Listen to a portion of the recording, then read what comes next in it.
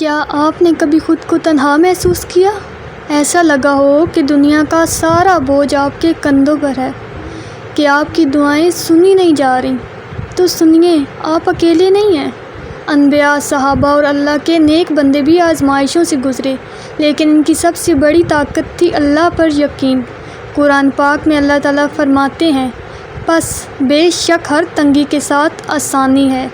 تنگی کے بعد نہیں، بلکہ تنگی کے ساتھ، یعنی جس وقت آپ تکلیف میں ہوتے ہیں، آسانی بھی آپ کے ساتھ موجود ہوتی ہے۔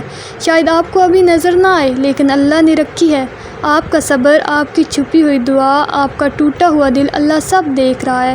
نبی کریم صلی اللہ علیہ وسلم نے فرمایا، مومن کا ہر معاملہ عجیب ہے، کیونکہ ہر حال میں اس کے لیے خیر ہی خیر ہے۔ اگر اسے خوشی ملے تو شکر ادا کرتا ہے، وہ بھی خیر ہے۔ اگر تکلیف آئے تو صبر کرتا ہے، وہ بھی خیر ہے۔ سبحان اللہ، کیسا خوبصورت راستہ ہے۔ تو ہار مت مانیے، نماز پڑھیں، دل سے دعا کریں، اللہ پر بھروسہ کریں، وہ آپ کو کبھی اکیلا نہیں چھوڑتا۔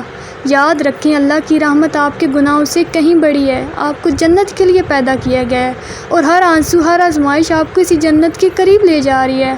بس صبر کیجیے، اللہ پر یقین رکھیے اور دل سے کہیے الحمدللہ، حتیٰ کہ آنکھوں میں آنسو ہو۔ اللہ تعالیٰ آپ کی مشکلات آسان کریں اور آپ کے دل کو سکون عطا فرمائے۔ جزاک اللہ خیرا کثیرا۔